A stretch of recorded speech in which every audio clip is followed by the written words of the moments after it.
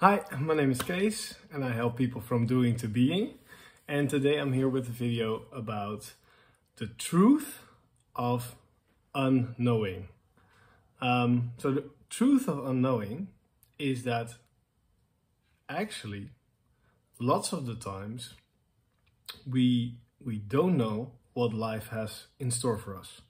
We don't know what is at the next corner.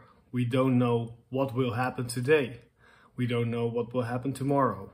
We don't know how the future is going to look, whether that's with our work, with our family, our relationships, our health, our finances, the economy, or anything like that.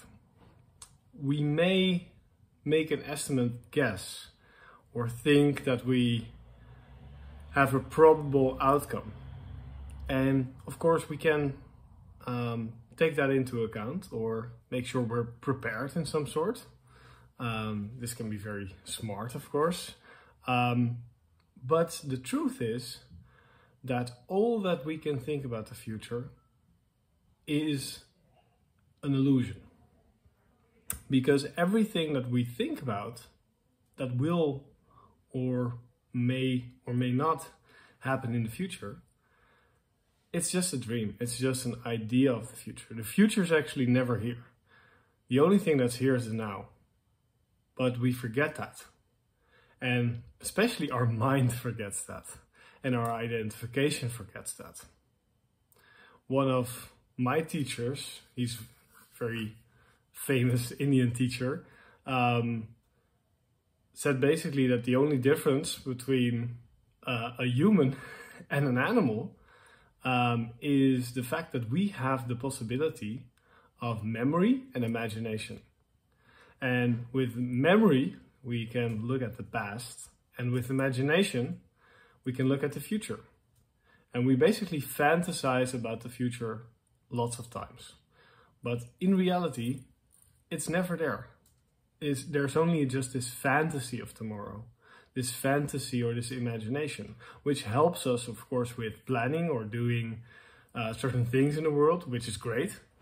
So it's very helpful, just like memory can be a survival instrument, which is what it was survived for us to do, to not bump our toe against the same rock twice, but take that rock into account and not make the same mistakes, or even maybe survive to be a smarter species, to be a smarter family. But this unknowing is something which we find very hard to admit. If somebody asks you, what do you want to do in 10 years? Then it's not popular to say, I don't know, right? If somebody says, what would you like to do next year? Or where do you want to go on a holiday next year? Then it's not very popular to say, I don't know. And if in a business context, somebody doesn't know what to do, I've seen this lots of times with colleagues that have no clue what they're doing, basically. And they'll say, I think I'll do this. Or I think that this and this is best. And they're just fantasizing. They're just making things up, even though it's not clear to them at all. And the mind can do that. And what the mind actually does is recycle old thoughts. So things we have read, we combine them, or things we have heard, we combine them to some sort of magic smart cocktail, and we think, okay, this is going to be the future. And we should do it like that. But the truth is, we don't know whether that suits the future or will fit into the moment or actually is the best thing to do. We don't know. Because usually it's based on the past, and then sometimes it's based on the past success of somebody else, or it's based on imagination, sort of projection, sort of thing that we'd love to happen. You know, we'd love to say, for example, I've worked in technology for lots of years, we love to think, oh, the customers will really like this, or this will be the next hot thing. But we don't know. We don't know whether it's a very next hot thing. We don't know whether if we invest now in Bitcoin, if we're going to make money in 10 years, we have no clue. We don't know whether if we're going to, let's say, buy stock of a certain company, that something terrible is going to happen that's related to the company or either in the company, we have no clue. And it's good to notice because we sometimes forget. And in light of the spiritual path or our personal path, right?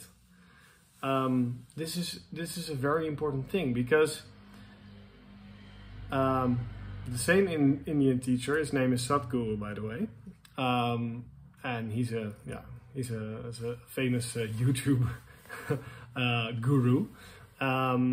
That he said this wonderful thing about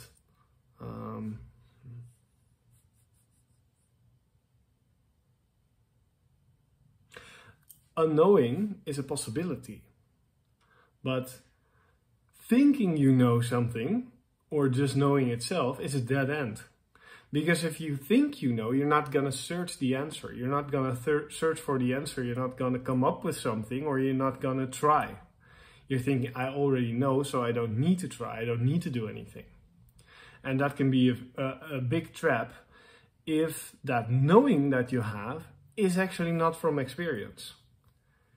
Because knowing to me is information plus experience. And if you don't have the experience to back it up, then it's not knowing. And then knowing is still not a deeper insight. And I want to get to that right now, because that's the deeper understanding about the truth of unknowing. And before I go into this, I want to start with an analogy. Floris, my colleague, and I teach at the Bewustzijnsschool here in Amsterdam. And it's a very old building. You come in, the beginning of the building is dark. You can't see. You just see this hallway, and in the hallway it's actually dark. There's no lights. So this is a very symbolic thing, because this is the truth of unknowing. We don't know. Everything we see is actually the darkness without us having any lights or any compass. And how does a normal person solve that? A normal person solve that by thinking about it in his mind, and through the thinking about it in his or her mind, they create clarity, as I've illustrated in this picture you're currently seeing. So we have the dark alleyway, the dark hallway, sorry, and we have the light in the hallway, and that's due to the mind. Due to the mind thinking that they know what will happen. So let's say I'm driving down the street, and the mind already thinks, oh, you go left because they haven't changed the stop sign and blah, blah, blah, blah. The mind is already rationalizing, projecting from the past on the future, and also is doing all its calculations and thinks that it knows. And in case of our big decisions in life, because this is the perspective that I love to take, regarding jobs and things like that, we know already, or we think we know what the risk is. But we tend to oversee a lot. For example, the risk of failure is a lot less painful than the risk of regret. But we tend to forget about the risk of regret. We just only think about the risk of failure, which is a huge bias for most of us. So we create in our minds a certain clarity or a certain idea through which we create light. And we think, okay, this hallway is going to go straight. And because of that idea, we feel certain to take the first step, right? But honestly, we're not sure because we thought about it, but that's the past. Or we imagine something, right? Okay, so the alternative to this is that you that you take the first step and it's black, you don't see anything. And what you do instead is you just walk and you see what happens without any idea behind it. You just go for it. You just let your legs carry you and see what happens. And by seeing what happens, you gain insight because you see, okay, this is actually, this is maybe not for me, right? You think it might be good, but you act on it, and it turns out it's not good, or it turns out it doesn't work. So acting on insight, that is very powerful, and that is real knowing. And usually that's based in a deeper feeling type of sensation. It's not based on thought, because it's based on you having the same interaction mentally or with the world, and knowing what fits you as a person. And because you know through that insight, because you've tried it or you've done something, you know exactly this will work, will not work, this is interesting, might not work. Still, of course, the future might be different. But if you, especially from a spiritual perspective, if you have a sort of feeling this doesn't match me, it doesn't work for me. And I'll give you an example. When I worked in the marketing industry and in the commercial advertisement industry, I liked those industries, but I also knew there was something missing for me. It did not really click. Same with the event industry for me. It did not really click. I wasn't really convinced. And I knew there was something else for me. And I knew there was something more fitting. But when I tried entrepreneurship, and when I tried working for myself with my own team, and when I started doing coaching and started doing teaching and things like that, with all those things, it clicked for me. This is working. This is how I want to work. This is what works for me within working, let's say, in working life. And that only happened for me through trial and error, through understanding and reflecting, through having actually that click happen. And by having that click happen, it was an insight for me. And I know now that entrepreneurship and coaching and teaching really matches, and helping people really matches me, the me that I've always been, the me that I've been since I was a little kid. And I didn't know that until I tried it, or until I tried something similar, and I tried different things that did not match me. And that's also a great insight, that you understand this industry or this thing does not match me. But through the mind we can create this false type of certainty, which is not real certainty. And that's what I want to warn you about. Don't think that if it's not a feeling sensation, that you know this is not good for me, you know this is bad for me, then question it. Don't say it's bad because everybody thinks it's bad. For example, smoking is very bad, of course, but if it feels, or let's say sugary food, if it feels like something you need to do in the moment, and it feels like something that is bigger, and I've had this dilemma because I know sugar and smoking is not good for me, but I've sometimes smoked and sometimes eaten sugar. I've eaten quite a bit of sugar. I haven't recently, but before that, lots. And even though I cognitively understand in my mind that this is not a good thing because I've read the research, seen the documentaries, blah, blah, blah, it felt good in the moment to still do it. Right? And because it feels good for me, and it feels like a deeper click, like, okay, this is in the moment the right thing to do, I'll go for that. And I don't go for the rule. I won't go for the mind thing. I will trust my deeper feeling of what's right. And it's actually not comfortable for me to eat that sugar or smoke that cigarette then, because my mind is actually saying, no, don't do it, it's not good for you, it's not right, and blah, blah. But I'll override that with the feeling, deeper sense, but it is right in this moment.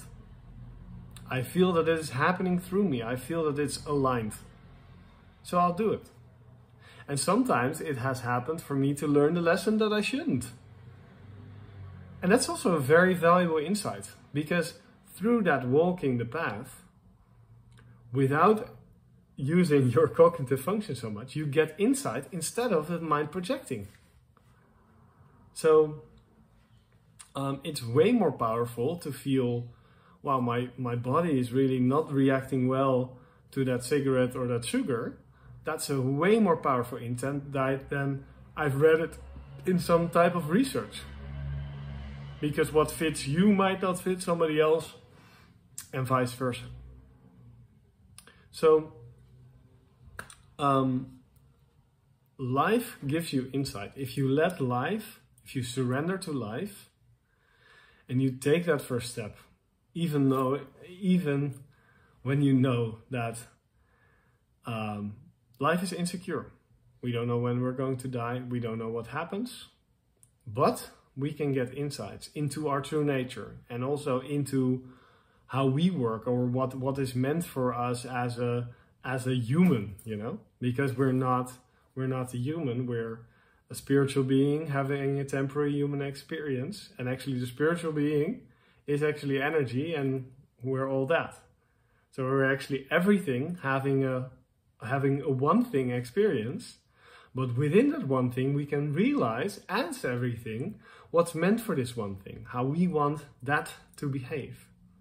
And that's by letting go. As a person or as an entity, we let go of wanting to control with the mind, and through that we enter deeper layers through which we get insight. And flow happens, life happens, and through that flow, we get lots of lessons very fast. And that's what happened in my life as well. I've gotten so much lessons. Actually, it's accelerating. In the last 6 years, I've practiced more and more surrender in my life. Daily and all actions. Actually, this video is something that happens through surrender. And the funny thing is that I've gained so much insight from that because I've let go and I haven't thought about what works best, even though sometimes that still happens. But then I haven't let that get in the way of what life wants me to do in the moment, even though that might not match my mental insight. Not mental insight, but mental knowledge. It feels right to do that, and I'll get insight about that.